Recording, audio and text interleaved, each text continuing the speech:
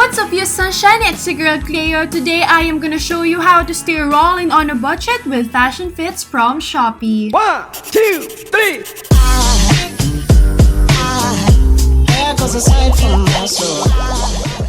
First is that we're gonna style this midi skirt from Zara, and actually it's just an overrun from Paradoxical Clothing. The quality is really nice as an overrun. So first to style it, I'm just gonna put on this belt that I really love. I feel like it gives more personality to the midi skirt, just like what it does when it comes to jeans. And I just actually wore this silk lingerie that I have. I feel like it's a good match with my midi skirt. It gives that feminine vibe. I don't know, I just like it so much.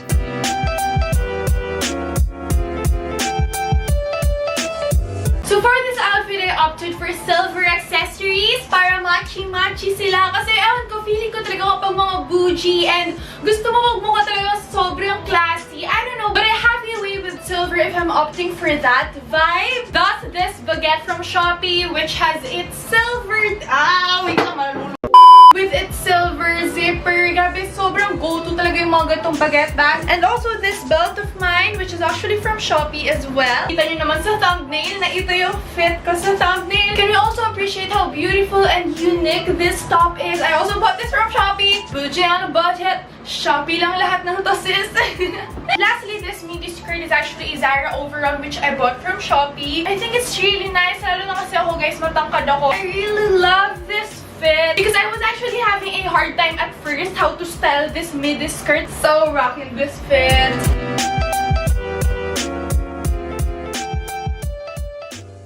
Sorry, Snoopy. You can't go with us. Dogs aren't allowed on the school bus.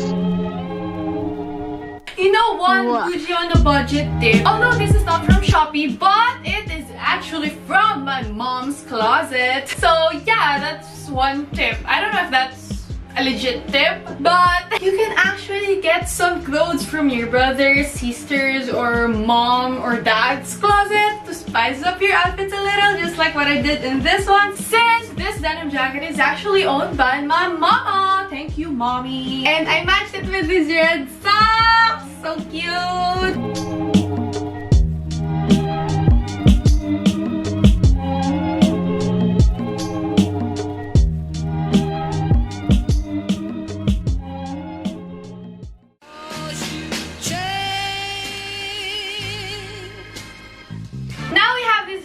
Cute plaid skirt na I think nakita nyo na to in most of my videos. And can you believe that I only bought this on Shopee? Actually, sobrang bet ko talaga tong skirt na to na nabili ko sa Shopee because the quality is really nice. I highly recommend this skirt because it goes with cute crop tops like this one, which is, I think, so cute. Wow!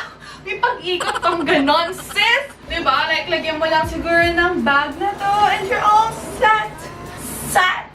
For the shoes, I'll be using these boots that are actually from Shopee lang. And grabe, like 200 to 300 pesos ko lang yata to na-score. And for its price, grabe, okay na okay yung quality niya for its price. I also added these colorful socks for a pop of color. And yeah, it's a great fit that you can easily throw on. Alright, another option for you guys, if you are not into these crop tops, pwede kayong mag-partner ng isang shirt like this one with a plaid skirt la. And we're gonna do that right now. I super love this shirt, you guys. This is actually from an Instagram shop called Fashion Kinetics. Naubusin ako ng Sanrio, but I'm gonna tie it with this thing na lang. I'm just gonna wear this gold necklace with so many stars on it.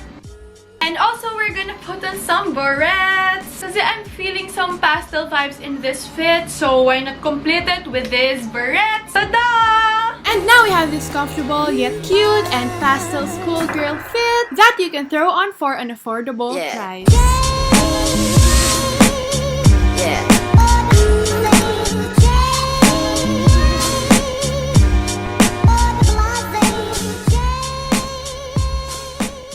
Okay, I did not expect that I'd like this outfit, but oh my god!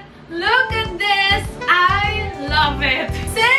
I'm sorry guys kung hindi siya yung tipong crop top. Dapat talagang crop top to kasi nung tinrift flip ko siya. Basta yun, kulang pa talaga siya guys sa length, so dapat medyo ganito siya. Anyway, I super love this fit, especially with the matching platforms and long Nike socks. Alam nyo guys, story time lang. Okay, onting story time timeline, guys. Alam nyo ba na nung grades 5 to 6 ako, lagi talaga ako nag-high socks. As in, and it's not only because I think it's cute. Well, first, it's cute. May Dora pa ngayon dito. Di ko makakalimutan yung grade 5 to 6. Pero mostly because I was insecure about my legs. May skin asthma kasi ako, guys. So, like, kapag kinagat lang ako ng mosquito, talaga nagmamarka siya. So, ang dami kong peklat sa legs ko. And I used to wear these socks a lot para matakpan sila or whatsoever. Aww, it's okay, fave. Anyway, I am super into this fit. Look at my platform boots. These are from Yesstyle and I think it's really affordable din. Kasi ang ganda talaga, guys, ng quality nito. And yeah, it's a schoolgirl fit. Oh my God! Isang bagay na lagi natin hinahanap when it comes to our outfits is, of course, comfort. And ano ba bang ibang top? Ang swak na swak sa kategoryang iyon, kundi t-shirts, sis. T-shirts. OG t-shirts. And when you want not only cute t-shirts, but also relevant statement tees, I got the solution for you. Presenting Hiraya Pilipina. Marketing 100. Anyway, guys, Hiraya Pilipina is actually my own small business. And I just released 3 new designs and I just figured na never ko siyang na-try on for you. And this is the first one. Not Maria Clara. Classic. I love this shirt, you guys. So one tip for you guys that I've actually just known from Best Dressed Ashley is to, like that. Ano ba tawag dito? Basta gantuhin yung t-shirt, guys. Ayan. So, para lang hindi siya sobrang tignan, kumbaga. Anyway, this shirt is so cute. Together with these plaid platform sandals. Plaid platform. Yeah! And of course, to spice this outfit a little bit more, I'm gonna wear some accessories. This one is actually from Abubot ni Nene. Grabe! Sobrang ganda nito, guys. And you see, guys, it's velvet. Ang cute. And wala, natutuwa lang ako because this silver heart over here matches these silver safety pin earrings. Naasa lang ako dito ni Ella na pardible daw, pero cute siya eh. So cute! Venice passport. Now let's move on to our next statement tee, which is this Abante Babae. I think this is a good and relevant statement tee and pwede mo siyang suotin with shorts. Kasi guys, nandito na sa likod yung message, you know, like, sis! So yeah, I think it's very empowering to have shirts like this one. Yeah, that's actually my goal for Hiraya Pilipina. Return his love. Now he's beating diamonds on you. Statement tee, it's actually my personal favorite. It says here, oops, I didn't ask for your opinion. And at the back, it says, my body, my rules with this sophisticated girl that Denise drew. I am so happy with this statement tee, you guys. And I think it's a good color combination of this blue statement tee and this yellow headband that I wore. So I found a Zara dupe top on Shopee and these are from Clothing Co. Ayan siya. I got it in gray, in orchid, and in this apple green color. And hindi man super duper consistent yung quality niya. They have a variation of colors that you can choose from. And alam niyo naman ako, guys, sobrang into pastel X animal print recently ako. And I think that combination is really cute. You guys should try it out as well. Also, I just paired this fit with my heels from Zanea.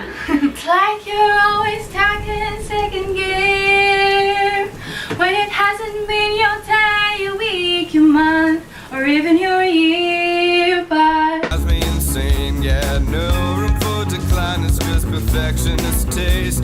We never saw the worst times, and I know that feels great, but I still take them over, not seeing you every day, every day.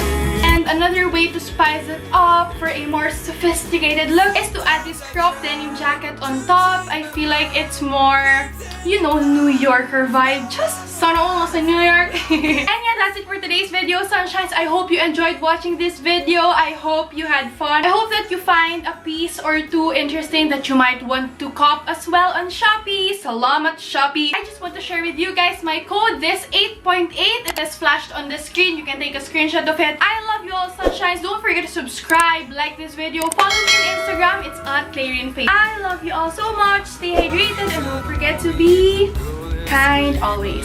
Mwah. 2020, the year's on its way, and it feels like we are waiting for a delayed train. I'm trying to